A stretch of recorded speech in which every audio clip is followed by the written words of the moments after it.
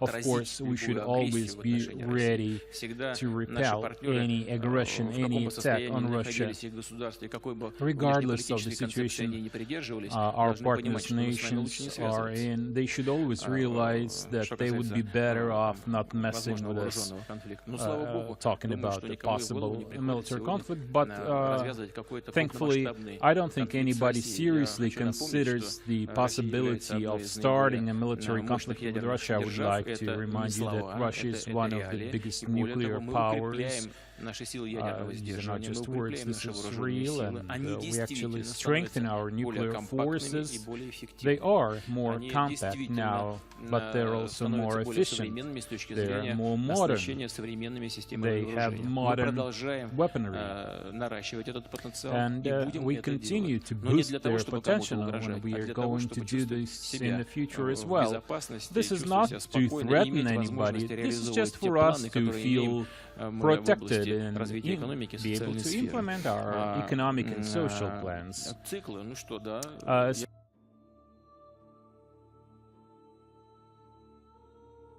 The Russian Navy says there's nothing unusual for its submarines to patrol international waters, including those off the U.S. coast. It follows a New York Times report that 2 Russian subs were spotted just 200 miles off the American coast.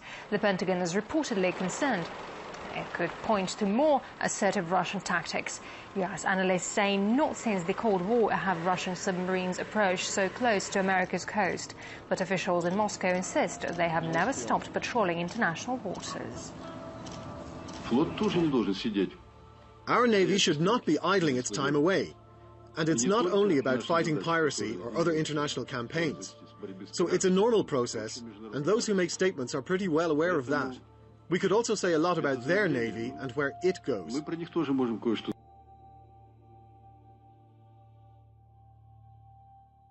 Meantime, more rising tension is looming farther east with China as President Obama prepares for a second term. A new report suggests China is just 2 years away from deploying nuclear ballistic missiles on its submarines, missiles with a 4,600-mile range. China recently unveiled a second sophisticated stealth fighter jet that industry experts say may have been developed with stolen U.S. technology. The Chinese J-31 stealth fighter has an air intake and wing dimension that is suspiciously similar to the American F-35 and a silhouette similar to Lockheed Martin's F-22 Raptor. Furthermore, U.S. Navy officials confirm a Russian nuclear-powered attack submarine was detected 300 miles off the east coast of the United States in late October. Russia's Navy commander announced earlier this year that on June 1st, Russian nuclear-powered subs would return to patrolling the world's oceans as they did during the Soviet times. Brett.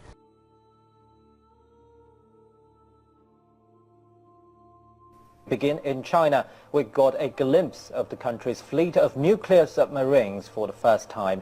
These submarines have participated in multiple training and drills simulating actual combat. Using domestically designed techniques, the fleet has also set numerous Chinese records. Chinese television and newspapers bragged this week that the Chinese PLA has awesome power to strike American cities with nuclear missiles launched by Chinese submarines.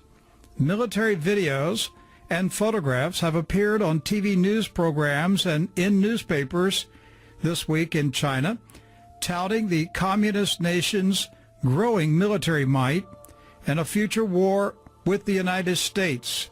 The images have appeared on China Central TV, the People's Daily newspaper, the PLA Daily, the China Youth Daily, and the Global Times. The Global Times published a lengthy article titled, "China, for the first time, possesses effective underwater nuclear deterrence against the United States." The article includes 30 photographs and graphics showing the damage that Seattle, Washington, and Los Angeles, California would suffer after being hit by Chinese nuclear warheads launched by stealth submarines. The article boasted that the West Coast radiation would be carried by the wind to Chicago. The Chinese news report said the PLA missiles will not target the U.S. Midwest, but strike the densely populated West Coast. In addition to Seattle and Los Angeles, the Chinese news media said San Francisco and San Diego will be targeted for destruction, killing or injuring up to 12 million Americans. The Chinese newspaper said that Chinese ICBMs launched over the North Pole will easily obliterate New England and much of the East Coast, including Annapolis, Maryland, home of the U.S. Naval Academy, Baltimore, Maryland, home of the NSA, Philadelphia, New York City, Boston, Portland, Maine, and Norfolk, Virginia, the biggest naval port in America. An estimated 34,000 Japanese troops, naval destroyers, and fighter jets are scheduled to take part in a large-scale military exercise scheduled to end on November 18. Ramon, I'm hoping you have some answers for us. What are you hearing on your end? Well, Dina, as you can see here, the sun is starting to set here in Los Angeles. And it was about this time yesterday that a lot of people saw what they think looked like a missile being launched just off the coast of Los Angeles here. The problem is that the United States government, the military, says they don't know what it is. A lot of people are not buying that information. Now, most of us have seen the video by now of this huge condensation trail going after what looks like a missile or some sort of rocket. Now, we've talked to a lot of military experts who have weighed in on this. Some of them say that it could have been a missile that was fired off accidentally by the U.S. military. Some say that it was just some sort of fighter jet, and the trail that it left behind made it look like a missile. However, the fact that the U.S. government has been hush on this, saying they don't know what it is, has raised a lot of suspicions about what this truly is. Now, we've talked to military experts from around the world, including in Russia, who have weighed in on what they think might have happened. All experts, I think, agree that it's a launch of some kind of ballistic missile and probably underwater. And I think that it's a great embarrassment for the American military. It shows that with all the billions spent on the national defense, the United States basically is vulnerable to this kind of unwarranted attacks.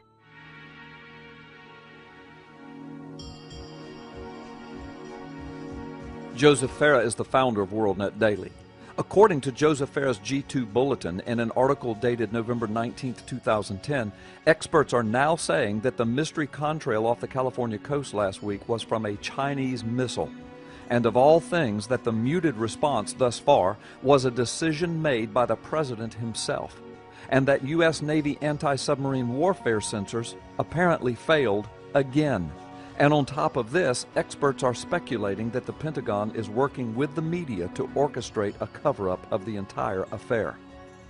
Farah's report says this, that the U.S. Defense Department and North American Aerospace Defense Command have speculated publicly that the unidentified contrail of a projectile simply came from a jet airplane and posed no security threat to the United States.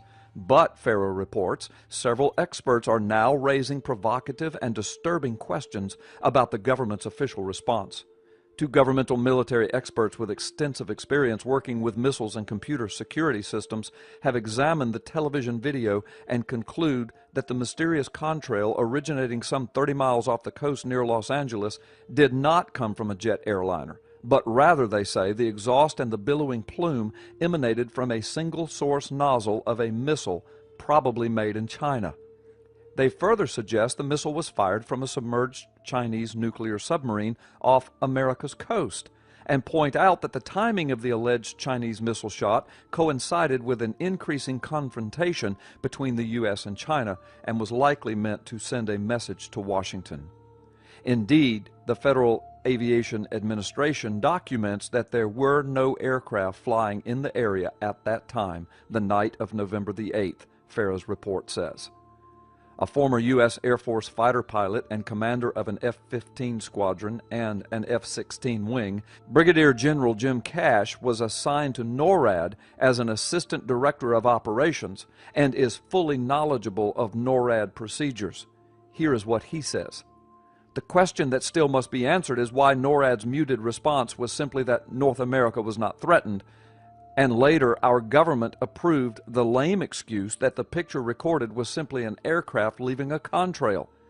He went on to say, there is absolutely no doubt that what was captured on video off the coast of California was a missile launch, was clearly observed by NORAD, assessed by a 4-star general in minutes, and passed to the President immediately.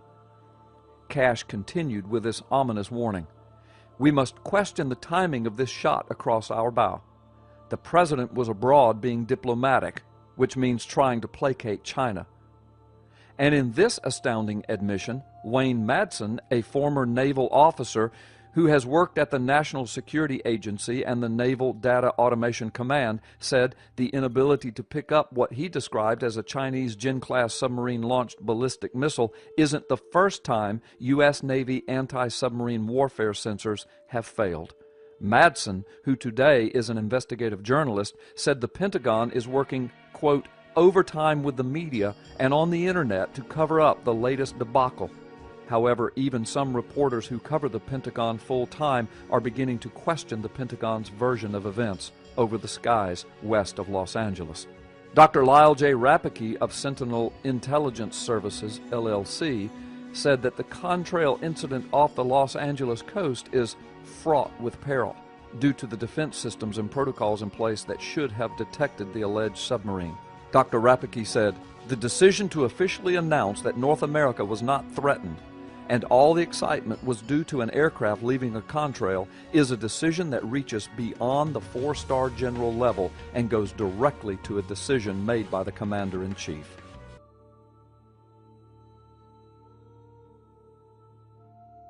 The United States led the way recently, along with the European Union, to impose heavy economic sanctions against Russia. Now, U.S. air commanders are notifying leadership at the Pentagon of increased Russian activity dangerously close to the American airspace. At least 16 times in the last 10 days, Russian nuclear bombers have flown right near the Alaska border, an exercise that Russia is calling routine training missions. Twice now, American fighter jets have intercepted Russian spy planes and nuclear bombers and escorted them out of the sensitive airspace.